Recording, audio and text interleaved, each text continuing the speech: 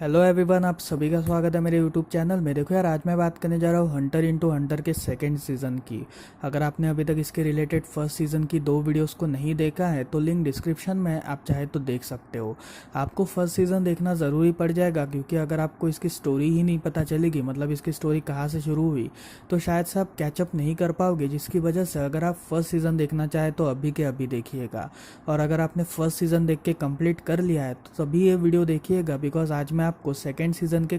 Complete story बताऊंगा। Actually second season में सिर्फ 12 ही एपिसोड्स है, जिसकी वजह से मैंने ये डिसाइड किया है कि मैं इसे एक ही वीडियो में कवर करूंगा। So without wasting any time let's start the video. तो जैसा कि हमने पिछले इसमें देखा था कि गॉन और किलोवा जो थे, उन्हें हनोका को मारने का चैलेंज मिला था, जहाँ पर गॉन जो था वो अभी प्रिपेयर्ड नहीं था, जिसकी वजह से किलोवा जो था वो उसे ये कहता है कि अगर तुम एरिना नाम की एक बिल्डिंग में ट्रेनिंग करोगे तो तुम्हारे लिए काफ़ी अच्छा होगा। अब यहाँ पर एरिना जो थी वो एक तरह का फाइटिंग क्लब था, जहाँ पर ज़्यादातर फाइटर्स का आना जाना लगा रहता था, और ये जो फाइटर्स थे ये पैसों के लिए और उसी के साथ एक प्रेस्टीज पोजीशंस के लिए लड़ा करते थे। सो यहाँ पर एरिना में गॉन और किलोवा ये दोनों पहुँचते हैं, जहाँ पर गॉन जो था जब किलोवा से इस बारे में पूछता है, तब किलोवा का ये कहना था कि एक्चुअली जब वो 6 साल का था तब यहाँ पर आया था और उसने 2 महीनों में कम से कम 200 फ्लोर्स तक की चढ़ाई करी थी। एक्चुअली ये जो बिल्डिंग थी ये वर्ल्ड की टॉप 3 बिल्डिंग्स में से एक थी, जहाँ पर इस बिल्डिंग के लास्ट फ्लोर पे पहुँचने के बाद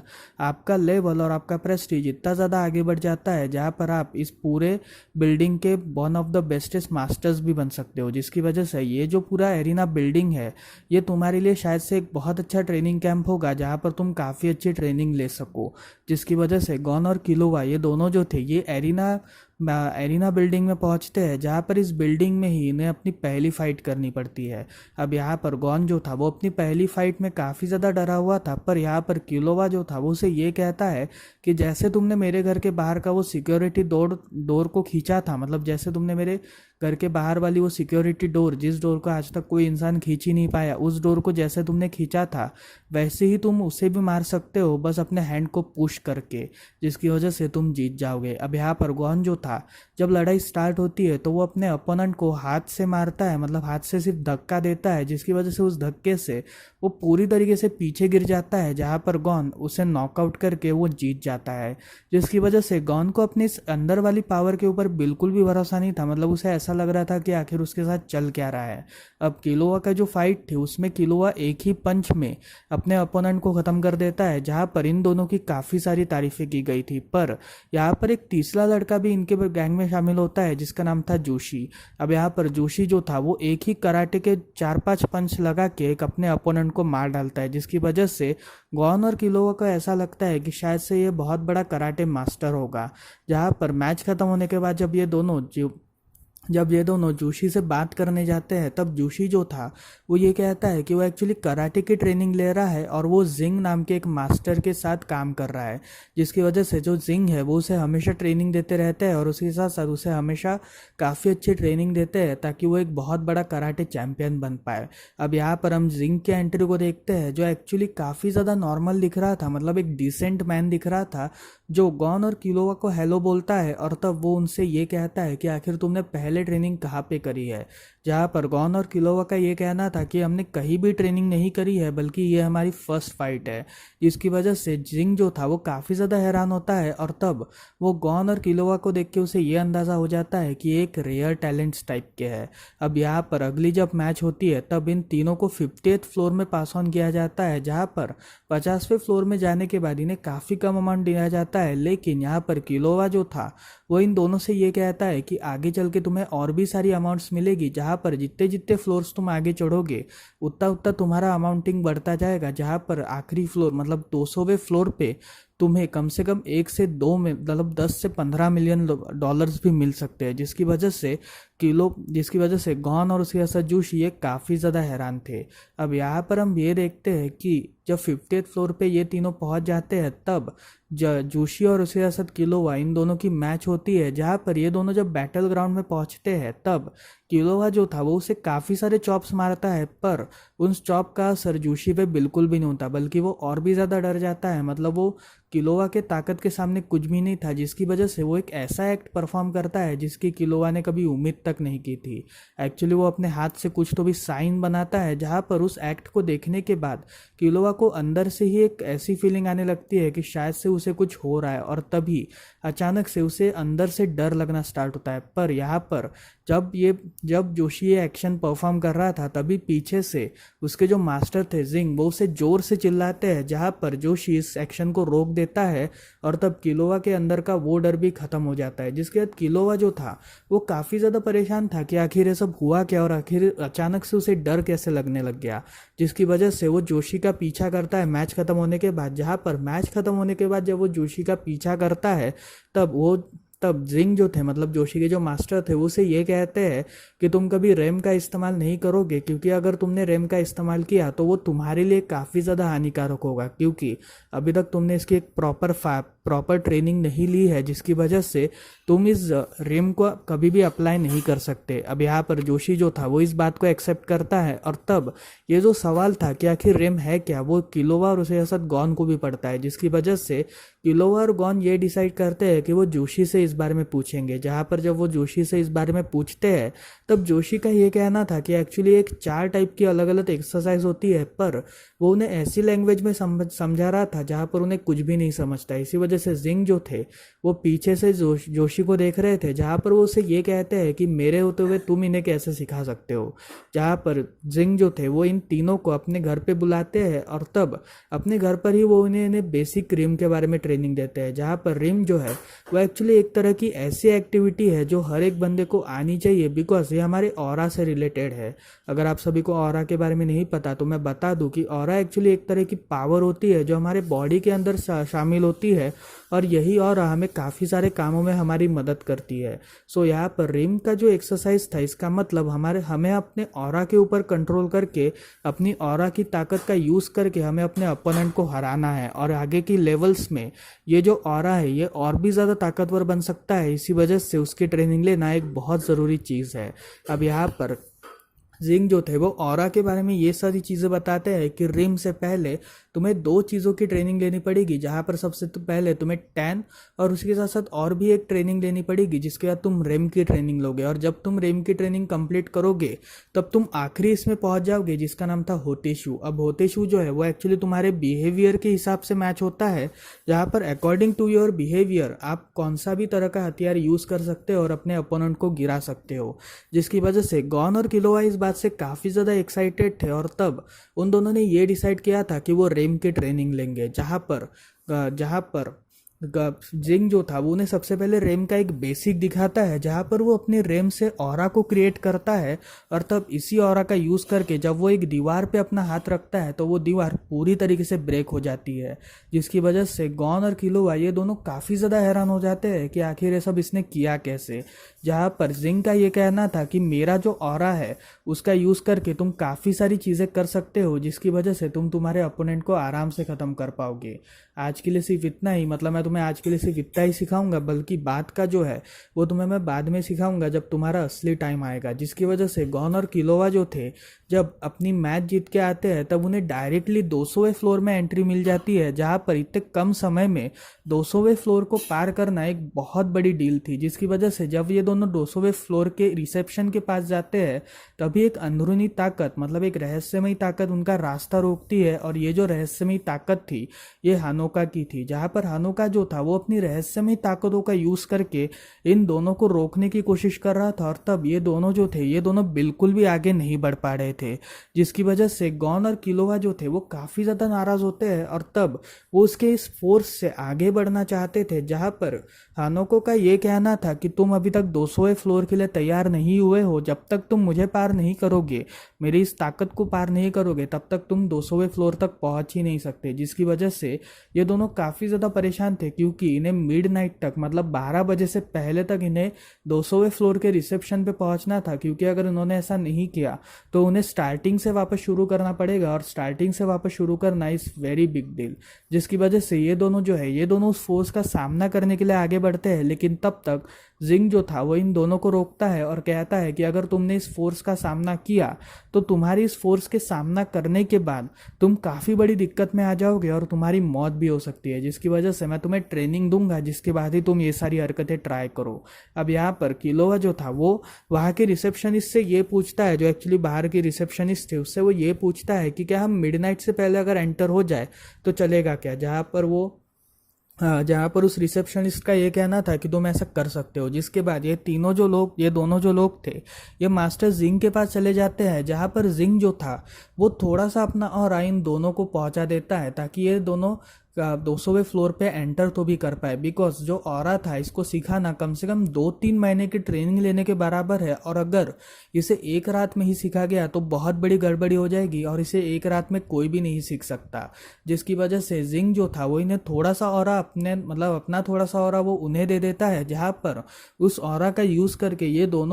दोनों हनोका के ट्रैप को पार कर लेते हैं। जिसके बाद ये दोनों लोग रिसेप्शन पे पहुंचते हैं, जहाँ पर रिसेप्शन में ये कहा था कि तुम्हें 90 दिन इस 200वें फ्लोर पे गुजारने पड़ेंगे, जहां पर कम से कम तुम्हें 8 फाइट्स लड़नी पड़ेगी। अब यहाँ पर ये जो 8 फाइट्स थी, अगर तुम डायरेक्टली जीत गए तो तुम एक विनर बन जाओगे और बाद में चल के तुम एक मास्टर भी कहलाओगे। लेकिन अगर तुम हर एक मैच हारते गए, मतलब अगर सपोज तुम 8 में से 5 मैच हारे और 3 मैच जीते तो तुम्हारे लिए आउट होगा, जिसकी वजह से तुम वापस कभी यहाँ पे एंटर नहीं कर पाओगे। और उसके साथ अगर तुमने एंटर किया तो तुम्हें स्टार्टिंग से सब कुछ शुरू करना पड़ेगा। और उसके साथ इसका तीसरा रूल ये था कि तुम अगर एक मैच हार कर एक मैच जीते तो शायद से तुम जीत सकते हो, पर वो तुम्हें अपने कैपेबिलिटीज के ऊपर भरोसा रखना पड़ेगा। और जैसे ही तुम इन सारे मैचेस को जीतोगे तो तुम्हारा सामना यहाँ के एक बहुत बड़े मास्टर के साथ होगा, जहाँ पर उस मास्टर के साथ सामने के बाद तुम इस पूरे एरिना बिल्डिंग के सबसे बड़े मास्टर कहलाओगे और तुम्हारे लिए काफ़ी बड़ी प्रेस्टीज पोजीशन होगी।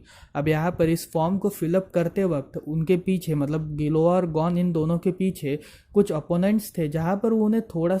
थोड़ा सा एग्रेसिव करते हैं, मतलब उन्हें थोड़ा सा चिढ़ाते हैं। पर किलोआ जो था वो उसे इग्नोर करने का ट्राई करता है, जिसकी वजह से वो गॉन को वहां से ले जाता है। अब यहाँ पर अगले दिन जो था, गॉन, किलोआ और इन सब की ट्रेनिंग स्टार्ट होती है, जहाँ पर इस ट्रेनिंग के दौरान गॉन और किलोआ इन दोनों को अपने अपने ऑरास को बाहर निकालना था, जहाँ पर इन ऑरास को बाहर निकालने के बाद वो इस ताकत को काफ़ी आसानी से पहचान सकते थे। जिसकी वजह से ये दोनों जब ऑरा को निकालने का ट्राई करते हैं तब ये दोनों पहले ही ट्रायल में सक्सेसफुल हो जाते हैं, जहाँ पर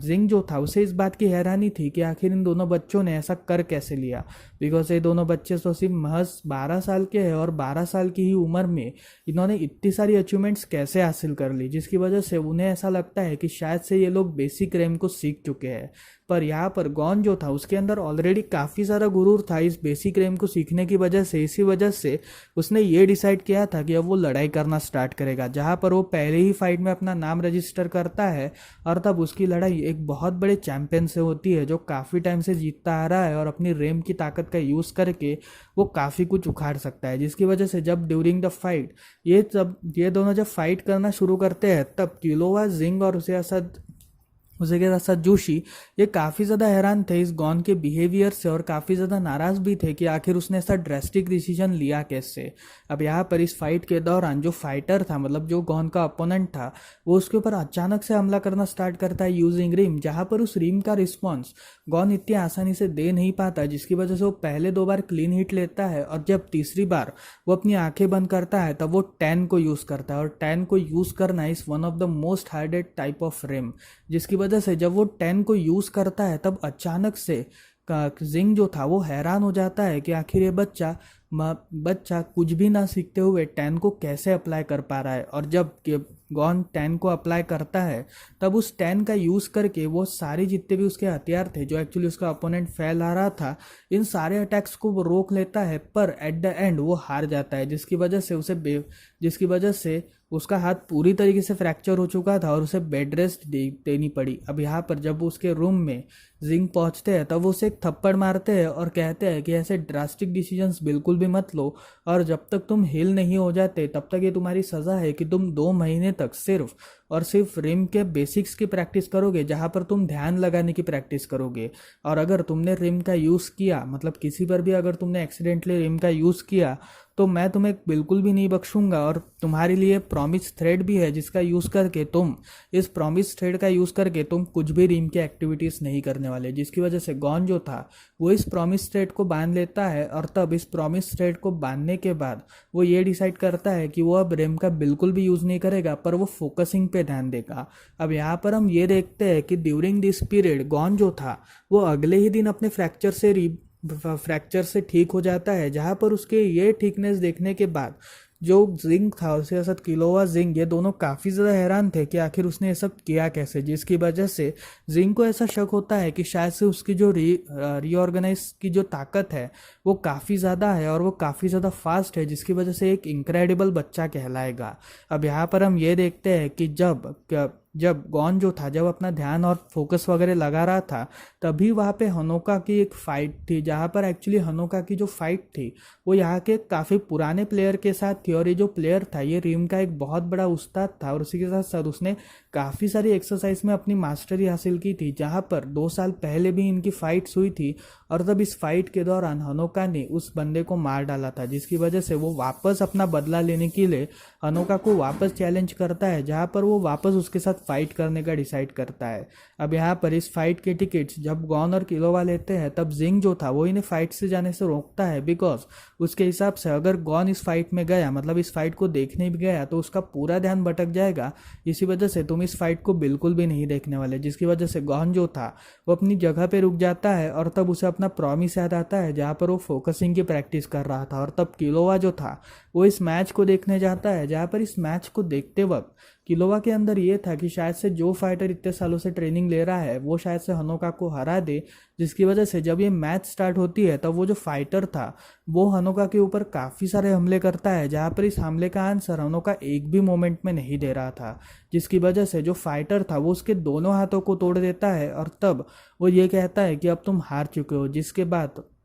हनोका जो था वो उसे ये कहता है कि क्या तुम्हें ऐसा सच में लगता है। जिसके बाद वो अपना राइट हैंड जो उसका टूटा हुआ था उसे वापस जोड़कर वो उसके ऊपर हमला करता है, जहाँ पर वो उसके ऊपर पत्तों से हमला करता है। और तब उस पत्तों से हमला करने के बाद वो उसे पूरी तरीके से घायल कर देता है, जिसकी वजह से वो जो फाइटर था वो पूरी तरीके से अब घायल हो चुका था और पूरी तरीके से मर चुका था, जिसकी वजह से वो फाइटर हार गया। अब यहाँ पर इस फाइट के बाद जब डॉक्टर, मतलब जो सर्जन यहाँ पर ज़्यादातर हाथों को वगैरह सीलने का काम करती थी, जब वो हनोका से मिलती है तब वो हनोका की ट्रिक्स के बारे में उसे बताती है, जहाँ पर वो ये कहती है कि तुमने रिम का एक बहुत फोर्सफुल अटैक किया था, जहाँ पर उस रिम को तुमने एक इलास्टिक वे में यूज़ किया था, और तब तुम्हारा जो ऑरा है वो एक अलग तरह का इलास्टिक वेव क्रिएट करता है, जिसकी वजह से उस इलास्टिक के थ्रू तुमने अपने हाथ को जोड़ा था, जहाँ पर उस हाथ को जोड़ने के बाद तुमने उसके ऊपर पत्तों से अटैक किया था। एक्चुअली वो जो पत्तों के ऊपर, मतलब जो एक्चुअली हाथ जोड़ने की पूरी क्रिया थी वो सिर्फ उसका ध्यान भटकाने के लिए थी,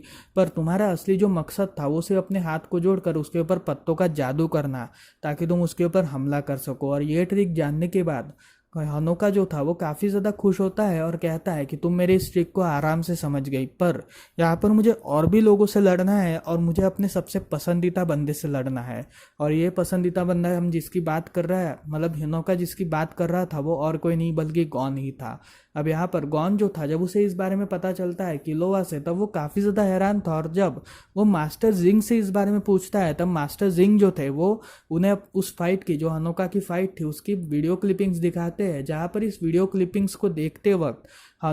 वो उन्हें ट्रेनिंग देने की कोशिश करता है और कहता है कि एक्चुअली उसने इलास्टिक ऑरा का यूज़ किया, जहाँ पर उसने अपने ऑरा को पूरी तरीके से एक इलास्टिक सिटी में डाल दिया, और उस इलास्टिक सिटी में डालने की वजह से उसका जो ऑरा था वो पूरी तरीके से अपना कंट्रोल में आ गया, जिसकी वजह से वो उस बंदे के ऊपर, मतलब अपने अपोनेंट के ऊपर वो हमला कर पाया। और उसका जो बिहेवियर है वो शायद से इन 4 तरीकों से है, जिसमें सबसे पहला तरीका था वो था जिसमें सबसे पहला तरीका था और वो था कि डायरेक्शनल चेंज। एक्चुअली हर एक ऑरा का एक बिहेवियर होता है जहाँ पर उस बिहेवियर के अनुसार एक आदमी की पर्सनालिटी को डिसाइड किया जाता है, जिसकी वजह से हर एक बंदे की एक अलग अलग पर्सनालिटी होती है और ये जो पर्सनालिटी है ये उसे काफ़ी काम में आती है। सो यहाँ पर हम ये देखते हैं कि जिंग जो था वो ये डिसाइड करता है कि वो गॉन किलोवा इन दोनों को अब पूरी तरीके से रिम की और ऑरा की ट्रेनिंग देगा और उसके साथ वो जीशु को भी इस बारे में सिखाएगा। जहाँ पर ये तीनों जो थे ये तीनों 3 महीने तक ट्रेनिंग करने वाले थे और तब इस 3 महीने की ट्रेनिंग तक इन तीनों को कुछ भी नहीं करना था, बल्कि फोकस करके पूरी तरीके से रिम को अपनाना था। जहाँ पर ये जो तीनों थे ये पूरी तरीके से फोकस करके रिम के जो 4 एक्सरसाइजेस थे उन सभी को वो लोग पूरा करते हैं, लेकिन उनकी जो आखिरी एक्सरसाइज थी हातासू उसको ट्राई करना एक बहुत मुश्किल काम था, जिसकी वजह से उसके थ्रू उन्हें ऑरा की जो बिहेवियर है वो पता चलने वाला था। और तब जिंग जो था वो एक पानी से भरा हुआ कप डालता है, जहाँ पर उस कप के टिप के ऊपर वो एक पत्ती को रखता है और कहता है कि तुम जैसे ही इस पत्ती के ऊपर अपना रिम का जादू छिड़कोगे तो तुम्हारा जो ऑरा है वो अपना बिहेवियर इस पानी के थ्रू बताएगा। जहाँ पर जब गॉन इसको ट्राई करता है, मतलब जब पहली बार किलोवा इसे ट्राई करता है, तब ये जो पानी था ये पूरी तरीके से मीठा बन चुका था और तब इसके मीठेपने से जिंग को ऐसा पता चलता है कि किलोवा जो है उसका बिहेवियर एक्चुअली चेंजिंग टाइप का है, जहाँ पर वो कौन से भी लिक्विड को कैसे भी तरीके से चेंज कर सकता है। अब यहाँ पर दूसरा, जब जूशु इस बारे में ट्राई करता है तब जूशु की ट्रेनिंग से उसे ये बात पता चलती है कि उसका ऑरा का जो बिहेवियर है वो एक्चुअली एक ऐसा बिहेवियर है जहाँ पर वो एक डायरेक्शनल चेंज करने का बिहेवियर रखता है। और जब गॉन की बारी आती है और जब गॉन इसे यूज़ करता है, तब जो गॉन का कप था जहाँ पे वो ये ट्रेनिंग कर रहा था वो कप पूरी तरीके से टूट जाता है बिकॉज ऑफ एक्सट्रीम फोर्स। और तब इस एक्सट्रीम फोर्स को देखने के बाद जो कोच थे, मतलब जिंग जो था, वो काफ़ी ज़्यादा हैरान होता है और तब वो उसे ये कहता है कि एक्चुअली तुम्हारे अंदर इतना ज़्यादा ट्रेमेंडस फोर्स है कि तुम किसी को भी मार सकते हो, और ये जो फोर्स है ये तुम्हें इसी वजह से मिला है क्योंकि तुम एक फास्ट लर्नर हो, मतलब तुम एक फास्ट टाइप के इंसान हो जिसे फास्टनेस काफ़ी ज़्यादा पसंद है। जिसके बाद इन तीनों की ट्रेनिंग स्टार्ट होती है, जहाँ पर ये जो तीनों थे ये ट्रेनिंग करते हैं और तब ये लोग फाइट भी करते हैं, जहाँ पर गॉन और किलोवा जो थे ये अपनी दोनों फाइट्स को जीत जाते हैं। जहाँ पर इन दोनों फाइट्स को जीतने के बाद गॉन जब अपनी एक फाइट को जीतता है, तब इस फाइट को जीत के आने के बाद उससे होनोका मिलता है, जहाँ पर होनोका उससे ये कहता है कि अब तुम पूरी तरीके से तैयार हो चुके हो, जिसकी वजह से तुम मुझे चैलेंज कर सकते हो। और तब गॉन जो था वो काफ़ी ज़्यादा हैरान था, और जब होनोका उससे ये कहता है कि ये तुम्हारे ऊपर है, तुम कौन सी रेट को सिलेक्ट करोगे। और तब गॉन जो था वो काफ़ी ज़्यादा एक्साइटेड था बिकॉज उसे होनोका से काफ़ी पुराने हिसाब भी चुकते करने थे। अब यहाँ पर इस फाइट, मतलब इस पूरे ट्रेनिंग ख़त्म होने के बाद इनका जो आखिरी दिन था, तब इस ट्रेनिंग के आखिरी दिन में ये दोनों जो लोग थे, मतलब ये तीनों जो लोग अपने ऑरा को ट्राई करते हैं, तब उनमें से गॉन और किलोवा इन दोनों के ऑरा काफ़ी ज़्यादा स्ट्रांग थे, जिसकी वजह से उन्होंने इस ट्रेनिंग को पास कर लिया था। पर जूशु काफ़ी ज़्यादा छोटा होने की वजह से वो ये ट्रेनिंग सरपास नहीं कर पाता। अब यहाँ पर हम ये देखते हैं कि जिंग जो था वो इन दोनों से ये कहता है कि तुमने हंटर की एक और एग्ज़ाम पार कर ली, बिकॉज हंटर का एक काम होता है, एक्चुअली हंटर जो तुम अभी बने वो सिर्फ एक बेसिक हंटर था, पर यहाँ पर तुम्हें रिम की भी ट्रेनिंग लेनी पड़ेगी, बिकॉज ज़्यादातर समय तुम्हें अगर रिम का यूज़ करना पड़े तो तुम कैसे करोगे, जिसकी वजह से तुमने तुम्हारे रिम की ट्रेनिंग पास कर ली है और तब तुम अपने अनादर हंटर की तरफ पहुँच चुके हो। अब यहाँ पर जब गॉन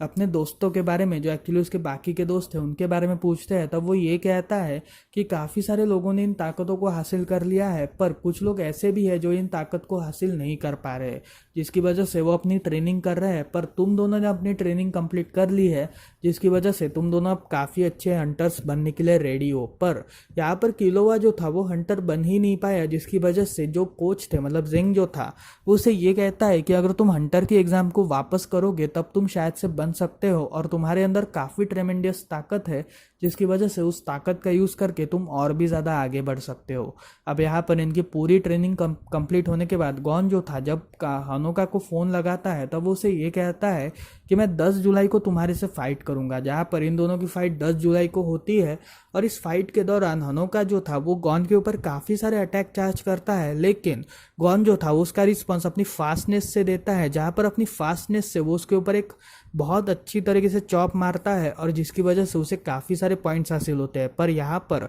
हनोका जो था वो गॉन से भी ज़्यादा ताकतवर था, जिसकी वजह से वो गॉन को चॉप पे चॉप दिए जा रहा था और गॉन को वो घायल किए जा रहा था। जिसके बाद गॉन जो था वो अपनी रिम की ताकत यूज़ करना चाहता था, पर हनोका ने अपने रिम इलास्टिसिटी रिम के यूज़ करके गॉन को पूरी तरीके से घायल कर दिया था, जिसकी वजह से गॉन जो था वो और भी ज़्यादा नाराज़ होता है और तब वो हनोका के ऊपर हमला करना स्टार्ट करता है। जहाँ पर हनोका के माइंड के अंदर ये चल रहा था कि तुम्हें अभी और भी ट्रेनिंग की ज़रूरत है, पर मैं तुम्हें अभी नहीं मारने वाला, क्योंकि जब तुम बड़े हो जाओगे और जब तुम एक मैच्योरिटी लेवल पे आ जाओगे तब शायद से मैं तुम्हें मार पाऊँ। जिसकी वजह से वो गॉन को एक और बहुत बड़ा चॉप देते हैं और तब गॉन जो था वो हार जाता है। जिसकी वजह से गॉन के हारने के बाद वो काफ़ी ज़्यादा दुखी होता है, पर वो अंदर से खुश भी था क्योंकि उसे काफ़ी कुछ नया सीखने को मिला था। अब यहाँ पर उसका ये एरिना कंप्लीट होने के बाद जब ये दोनों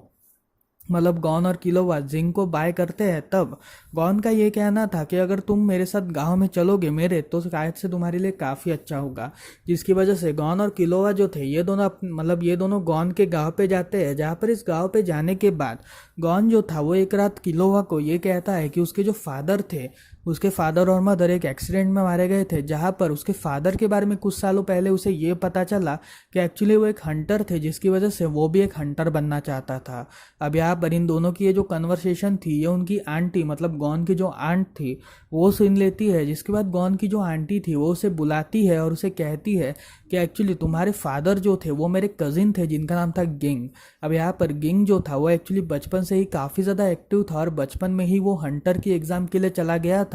जिसके बाद वो काफ़ी सालों के बाद रिटर्न आया, जहाँ पर उसके हाथों में तुम थे और तब उसने तुम्हें मुझे देकर ये कहा था कि जैसे ही वो हंटर बनेगा वैसे ही तुम उसे ये डब्बा सौंप देना, जहाँ पर इस डब्बे को सौंपने के बाद तुम अपने पिता के बारे में जान सको। जहाँ पर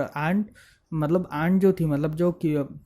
गॉन की जो आंटी थी वो उसे ये कहते हैं कि तुम्हारे फादर बिल्कुल चाहते थे कि तुम एक हंटर बनो, जिसकी वजह से ये बॉक्स तुम्हारा हुआ। जहाँ पर गॉन जो था जब इस बॉक्स को वो किलोवा को दिखाता है तब ये दोनों इसे रिम की ताकत से खोलने का सोचते हैं। जहाँ पर गॉन जब अपनी रिम की ताकत का यूज़ करता है तो वो उसे आराम से खोल पाता है। जिसके बाद वो उस डब्बे को खोलने के बाद गॉन जो था वो काफ़ी ज़्यादा हैरान था, बिकॉज इसके अंदर के मटेरियल में 2 कैसेट्स थी, एक मेमोरी कार्ड था और उसके साथ एक रिंग थी। जहाँ पर उस कैसेट को सुनने के बाद गॉन के जो फादर थे गिंग उसे ये कहते हैं कि अब तुम हंटर बन चुके हो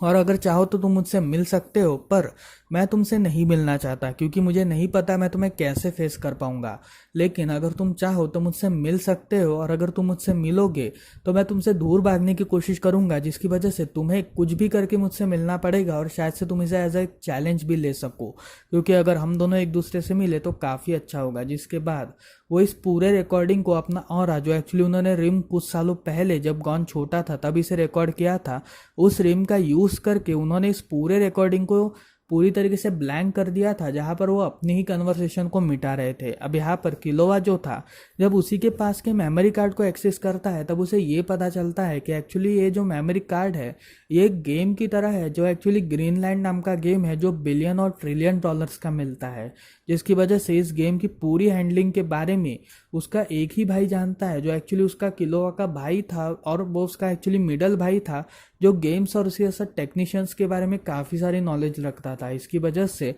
वो अपने भाई को कॉल लगाता है, जहाँ पर अपने भाई को कॉल लगाने के बाद वो उसे इस पूरे ग्रीन आइलैंड के बारे में पूछता है और तब वो उसे ग्रीन आइलैंड के एक मेमोरी कार्ड की कॉपी देता है। जहाँ पर इस मेमोरी कार्ड की कॉपी देने के बाद वो उसे ये कहता है कि एक्चुअली